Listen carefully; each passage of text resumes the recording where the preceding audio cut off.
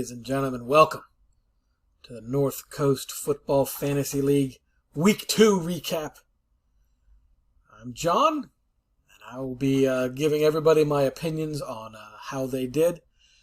The good, the bad, and let me tell you, this week there was plenty of both. Very much a bounce-back week for a lot of teams, a lot of players, a lot of fantasy managers in the league here. And there was quite a bit of heartache as well. So, hey, let's start off with looking at the league, the movement from week 1 to week 2. There was some significant movers here, as there always is early in the season, right? So we've got 3 teams right now who are still undefeated, with Kurt, the Darmine Doggy Doors, Adam, the I'm too old for this sack, and Scott, the Hopeless Yokel. So fantastic, guys! You guys are riding high on that 2-0. Ooh, fantastic. Look at that. Then you've got guys like myself, the Happy Commies, and Jeff with the Beast Mode Teabaggers. Hey, we're moving up quite a bit. Jeff, 6 slots. Very nice. And then, of course, we've got the people on the other side of that coin, right? The other side. Shockers, Bones, Josh, Team USA, and the Driving Crooner. Oof. And Team Marsala looking up because you had the bye week this week. So there you go. Going up a couple spaces there. Couple of things. The average score this week was 108. 108. So much higher scoring average than week 1's 92. So rebound there. The points kind of got back to where we kind of expected them. Not for all the players, obviously, but just for the averages. There we go. All right, hey, let's get into the matchups. Okay, here we are with the Happy Commies, my team, against Bones Bombers, John, who was the number 1 scoring team last week. So, Bones came in first place. I did not have a good performance last week, and I was nervous, man. I'm not going to lie. I thought I was going to get out of this week 0-2. Obviously, we see the scores now. It didn't end up that way, and I am thrilled. But going into this week, very, very nervous. It's funny, as I was matching up against your team, like our squads are basically the exact opposites in the build. You've got, possible QB1 every week with Patty Mahomes. You've got amazing wide receivers, really top 4 tight end. And all I've got are really, really strong running backs. So, hey, so let's look at the matchup here. Let's bring it down. We see the totals there. Again, I was thrilled with my performance, and I know yours was underwhelming. It was definitely not what was projected. But Mahomes doing his job. That is exactly what you expect out of Mahomes, 20 plus every week. Potential QB1. Set it and forget it, right? So, on the other hand, I kind of have to do the waivers a little bit here. I went with Brock Purdy because of high upside, and because I wanted to stack him with McCaffrey. I thought that would be really fun. And it was. I watched that game. It was a lot of fun to watch. But he got the average. I was expecting 10 to 15, hoping for more like 20, and he got the 15. So there we go. Now go down a little bit to the running backs. This is again exact opposites here. Alexander Madison, and Josh Kelly. Madison's been a disappointment. He was average week 1, and he was god awful. In a offense that's putting up points, it's really odd. He had a lot of higher expectations than what he's been doing here. And Josh Kelly with Eckler out, man, he was going to skyrocket. And both of them getting you less than 4s. That's unexpected, and a large reason why I won. The other reason why I won, if you look across from there, I got my Brobs. I got both of them. Look, I I drafted Bijan Robinson. I traded for Brian Robinson, mainly because I am a Washington fan, but also because I could have two B-Robs. And I figured with this week, as an offering to the fantasy gods, that I would put them next to each other so they could, hand in hand, receive the blessings from the fantasy gods. And lo, it was bestowed upon them. Yeah, that's what I pictured in my head going into this week. Get my Brobs next to each other. And look at that, 50 points. It was nice to see. It was nice to see. Then you go down to my wide receivers. That was not nice to see. I'm making moves in that department, but that is definitely the weakest part of my lineup. With Godwin and Dotson. Look, Dotson's been hyped up a bit, and again, a Washington fan. And he has not been performing. I think he's going to be benched. I mean, until he proves I'm not dropping him. No way. Can't drop my Dotson. But, and Godwin's been his floor pretty much 2 weeks now. So, yeah. So I'm making some moves there.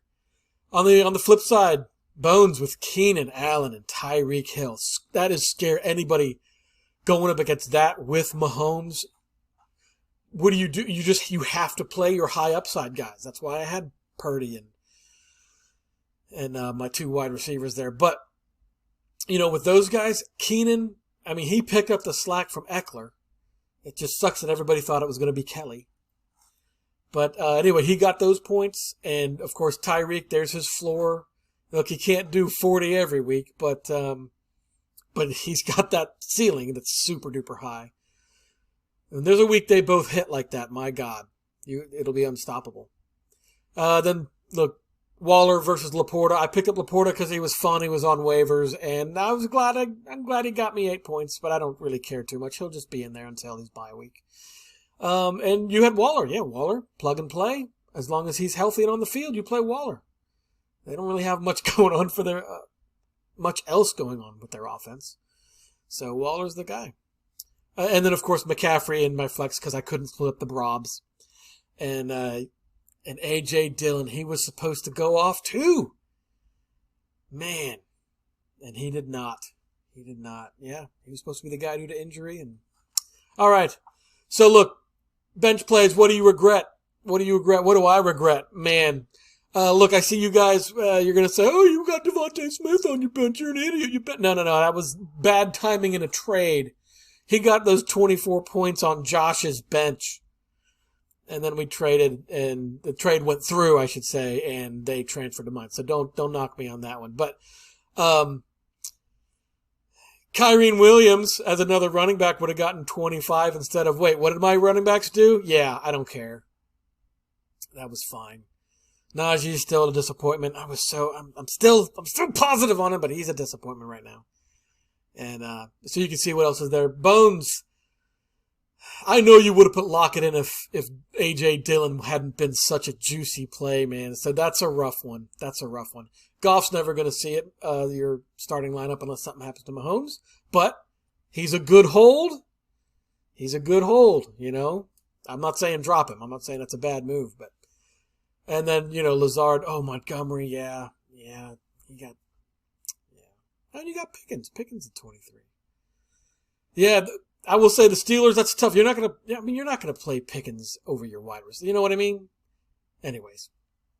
All right, so, yeah, Bones, just if you can try to get a trade for some running backs, but your squad is still scary, and good luck going forward, man. All right, here we are with Dan with Team USA against Scott, the hopeless yokel. And this one is a tale of tragedy. That's the storyline for this week. Even though Scott pulled out the W, I feel like they both lost. Let's take a look at what happened in this tragic tale. So, yeah, Scott pulling out the victory. Look, it came down to Monday night. And let's face it, Scott, I know you didn't go into Monday feeling very good about your situation. Because Dan had two players that were supposed to score a lot more than they did. But that's fantasy, right? That's fantasy footballs. So, hey, let's scroll down here and take a little peek, see what happened. So with Jalen Hurts, obviously he did his job. That was a bounce back week.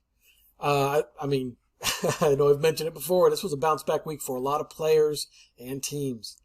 And Joe Burrow, fine.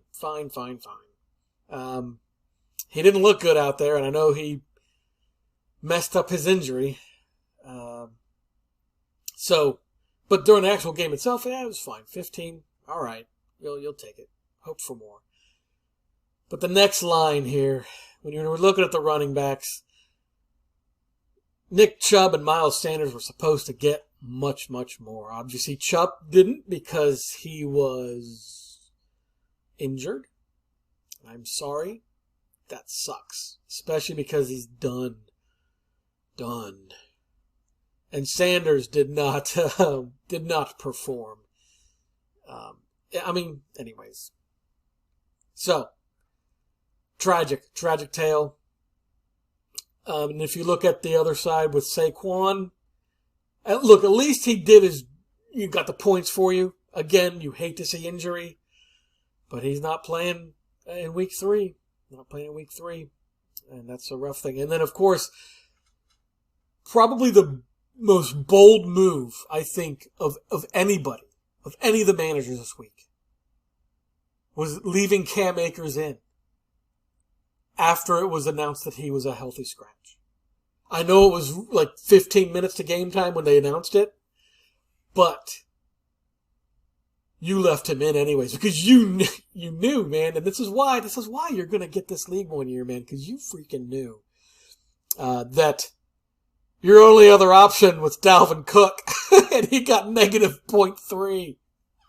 So by keeping Cam Akers in, you've saved yourself the embarrassment of having a player with negative points. Okay, I know I skipped forward, but that was an amazing play, Scott. I can't, man. What signs did you watch to make that move is amazing. Now, wide receivers, this is where some separation of the points happened. Amon-Ra St. Brown going out there, taking care of business. And Wilson is he got saved by the touchdown, I see. Yeah. Everyone's worried. All the New York Jets, it's without Aaron Rodgers, they're all taking a hit. But yeah, getting the one touchdown, that saved his week. So yeah, that's gonna be an issue going forward. Holding what to do with the Jets players overall. And of course, on the flip side, Michael Thomas and Pittman. All right, they both got their mid scores. Okay, you'll take that, I suppose. I mean, you're not happy, but at least it wasn't 3-3. Let's see, Kelsey finally, yay, Kelsey, and he got you 10. You're happy. You're thrilled with 10. Take it. You will hope for more, but take your 10. Because not many other people are getting that. We see Higbee on the other side. And then Waddle getting you 10. Oh, man, and you got Collins. Man, now he might be one of the steals of the draft. 27, I know that was obviously not expected, but he could be something. That's a nice pickup you got there. Kicker defense, we don't care. Well, actually, 17 for the Buccaneers. Okay, we kind of care. All right, so if we look at you guys in your bench here, again, it looks like there wasn't anything you could have done. Well, Gabe Davis? No, I don't think that would have made a difference. Maybe in your flex. Yeah. But who's going to play Gabe Davis over Waddle? Nobody. Because Gabe Davis is one of those low floor, high upside guys, right? And this year, or this game, this week, it was his upside, so. All right, and still holding on to Tua. That's good, just in case something happens to Hurts. All right. Congratulations to Scott. Again, I feel awful for both your teams overall. So, make your moves that you need to make and go into next week swinging. Here we are with John, the driving crooner, versus Kurt and the Darmine Doggy Doors. Look, I mentioned it before. Kurt kind of, he's going to be receiving, rightfully so, I should say, a lot of negative energies because he is the Empire. He is the Galactic Empire of our league. So, and he continued his reign of terror with dropping almost 140 points on the driving crooner. I mean, it's such a good idea, you know? So, let's take a look at what happened here. Your quarterbacks, both of them, the epitome of the bounce back week. Week 2 was a bounce back for a lot of players, a lot of teams. And Josh Allen and Lamar Jackson both showing you why they were as expensive as they were in our auction draft compared to the other QBs. So, you guys are both thrilled with that. On the running back front, if we look at Josh Jacobs and, James Cook. Look, I said it in the draft recap. I think he was the best grab that you got in that draft, and I think he's starting to prove it. Jacobs, I don't know what's going on. I mean, you can't bench him unless something really bad, like injury or something like that, obviously. But he's going to be in your starting lineup. But he had -2 rushing yards from a running back. I mean, against Buffalo, but that's a bad sign, man. That's a real bad sign. On the other side, Derrick Henry, 17, but he got dinged up. And then Algier did not do a repeat, did not bounce back. He bounced, down from 22 to 4. That was shocking, I think, to everybody. But as the Bijan owner, I am thankful that he gave his points to Bijan. And look, Devontae Adams, worth every dollar you paid for him, man. 17.4, you'll take it. And Olave, not a repeat performance, but a solid performance. Olave, he's fun to watch, though. That's for sure. He's fun to watch. So, on the opposite side, Hopkins, he's such a great player with great talent on a crap team. And, I don't know, man. I don't know what to do with that. Can you bench him? Can you trade him? I don't know. And, of course, Jefferson. He's the man. He's proving why he was the number 1 overall draft pick this year. 22.4. That's what you expect. 20 plus every week. So, it's kind of an every other thing on John's side here. We go to tight ends. Oh, let's go to tight ends. Hunter Henry, okay, so he gets another touchdown, so he has 14 points. Woo-hoo. You're thrilled with it. Take it. I'm, me and my feelings against tight ends. And then, of course, Goddard on the other side. He's supposed to be something this year, and he's not. Well, in 2 weeks, he hasn't been. Pierce has been the question mark. Like, what are they thinking? What are they doing? That guy is so good. And 4.5 points. Granted, crap team. Running back on a crap team isn't the best the best recipe for success, but against T. Higgins on the other side, hey, he rebounded, right? Oof, you'll take those 20. That must be why you got them almost 140 points there. He did a big chunk of that for you. And, if you're kicker and defense, in the Cowboys defense, I will mention them. Why do they have to exist? And why does Kurt have to have them on his roster? If neither of those two things happen, I'd be a much happier person. But they both have happened, and my world is coming crashing down. And then Butker and the Bills on the other side. Okay. All right, hey guys, benches and moves. Let's see what you guys have to work with. Mostert. John, he's an auto start now. I don't see why he would not be in your starting lineup ever. And everything else is kind of average. Roschon Johnson, man, I know there's a buzz about him, but Chicago is so bad. They're not even fun to watch. They're so bad. And on Kurt's side, yeah. You got some good fillers. Addison, Jahmyr Gibbs, yeah, they're solid. And I saw you dropped Juwan Johnson. Yeah. You see why I dropped him so many times. That man is a disappointment. Okay, anyway, well, listen, congrats to Kurt. Stop it, okay? And John, better luck next week, man. Here we have Adam, who's too old for this sack, and Josh, whose team name has made me restart this clip at least 7 times. So I'm not going to say it. And the actual thorough beatdown that Adam put on Josh was absurd. Real quick fun fact, in every single matchup this week, one of the teams scored either 104 or 105 points. So if your team wasn't one of those teams, you can pretty much tell, hey, were you over or under? There you go. You got your W or your L. Adam was one of the overs. 3 teams, in fact, had plus 130.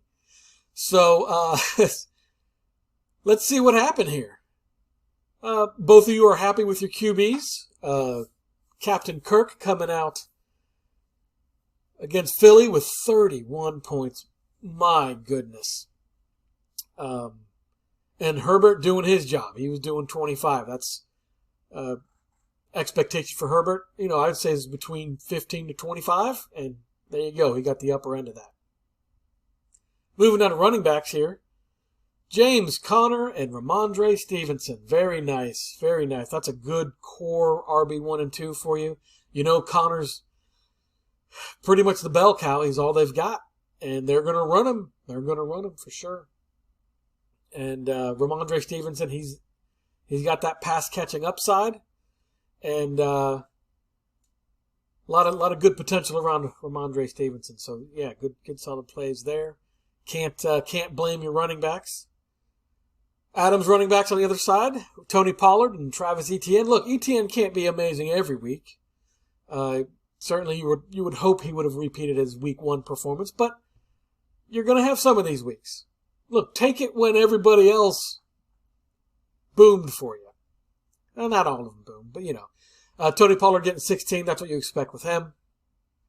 Very nice core there. You're not gonna bench Etienne. Well, I would say I wouldn't bench Etienne. Going on the wide receivers, here we go. So, both of you guys have really good wide receivers too that in your lineups here. Mike Evans, CeeDee Lamb. CeeDee Lamb came to play. I was a little worried after week 1. Obviously, you're not going to bench him, but after week 1, when the team dropped 40 against the Giants and his score did not reflect that kind of dominance, a little nervous. But here we go. Bounce back, baby. Bounce back. 22, and yeah, like I said, Mike Evans, 29. People stayed away from him because of that QB change, but Mayfield's getting it done. And then, of course, on Josh's side, look, 2 really solid wide receivers, and neither of them hit. Ridley, he's a stud, man. Absolute stud. But you can't do anything about 4 points with that, That's not going to happen often. And, of course, Metcalf, that's about his floor. His mid-range, I would say. He's a good probably 7 to 15 player each week. Then going on the tight ends, here's the epitome of why the tight ends are a chore, is because both of these guys, Njoku and Pitts, had a lot of hype, a lot of potential going into the season, and Pitts especially. My God, man. Wow. Oh. And Njoku hasn't been doing much either. So there we go. The flex position, obviously Josh having Kenneth Walker in there getting 18. That's a pretty big discrepancy between Adams, Williams, Jamal Williams over there. Denver they fell off. They just fell off. That's unfortunate. But anyway, there's your discrepancy there. But again, Adam, you got the 134, man. Because of, just a handful of guys putting up 31. Man, it's amazing. Okay, so hey, let's look at the benches here. What do you guys have What do you guys have to work with? Let's take a look at Josh's first because, like I said, Tinker King.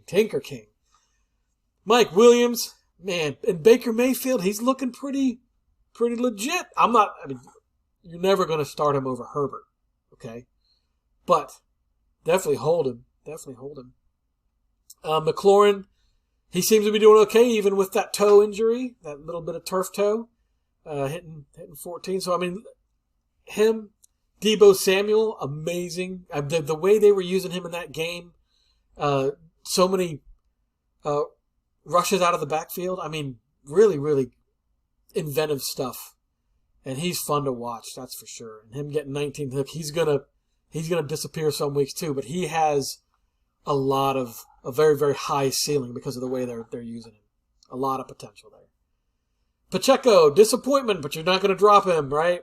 And Rachaad White, which week are they gonna hit? Which week aren't they? So yes, Josh, just looking at your starting lineup, and everybody is like right. Rankings are so close. You've got your outliers. You've got your Ridley. You're not, stuff like that. But man, have fun, man. Have fun with that. Enjoy the ride. Looking over at Adam's side, benching Prescott, Dak. That was good move. Even though, hey, he performed this week. Not after week 1. Week 1 was, I think it was 9. I think it was. So yeah, benching him for Kirk. Right move.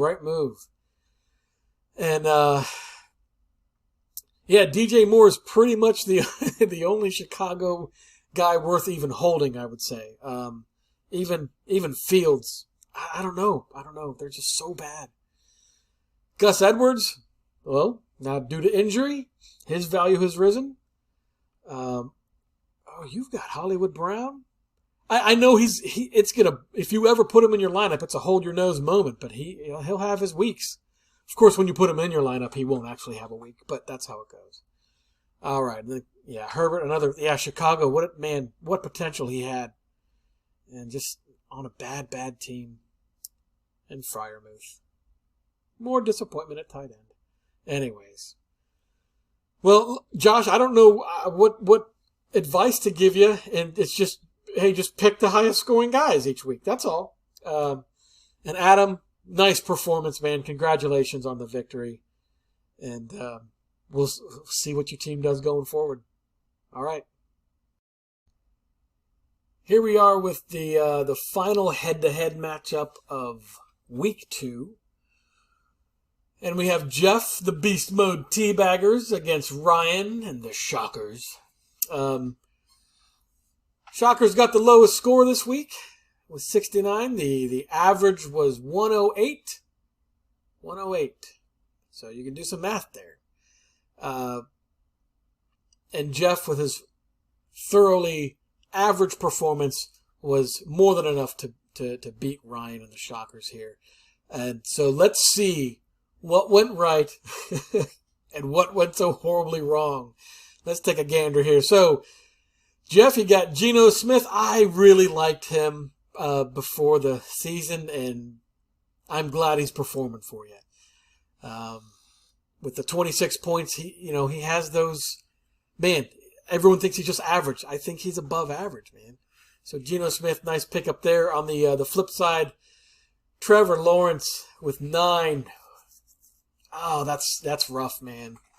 That's rough because anytime your QB is sub 10, either the other side is doing the same thing or they're going to beat the pants off you. And for you, it was the latter. Going down to the running backs, Zach Moss, hey, there you go. He performed for you. There was a lot of buzz around him before the week, so nice play on that one, and he performed. That gives you some hope going forward. And Jamal Williams, I think I called Javonte Jamal in the previous clip. But anyway, Jamal Williams with only 2.9. And now there is upheaval in the New Orleans running back room.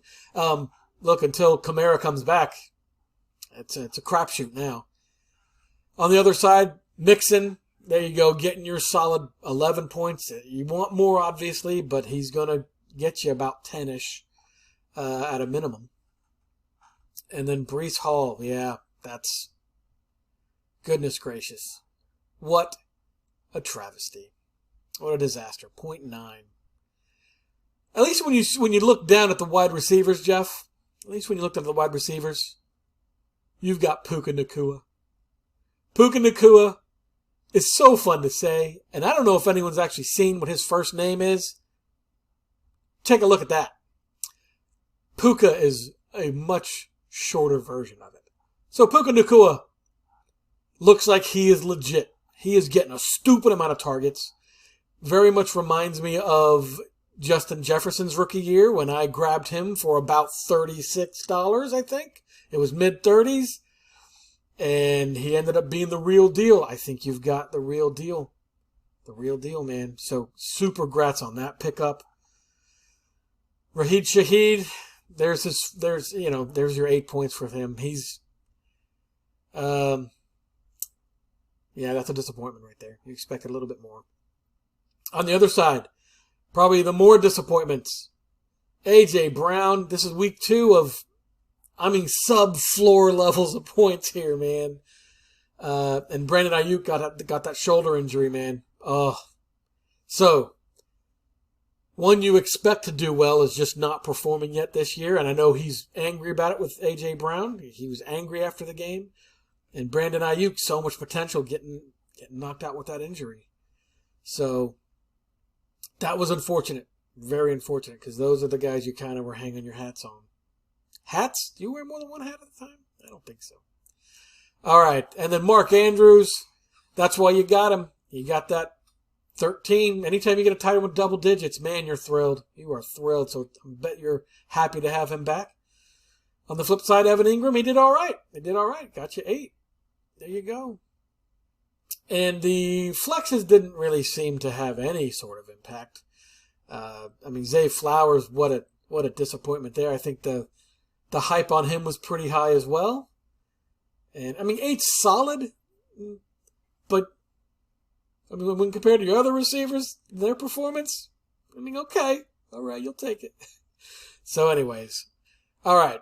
And then, Bourne, I think he was supposed to be a little bit something, and he didn't do much either. All right. So, with the bench situation here, oh no, Jeff. Oh no, Jeff, you have DeAndre Swift, and he was amazing.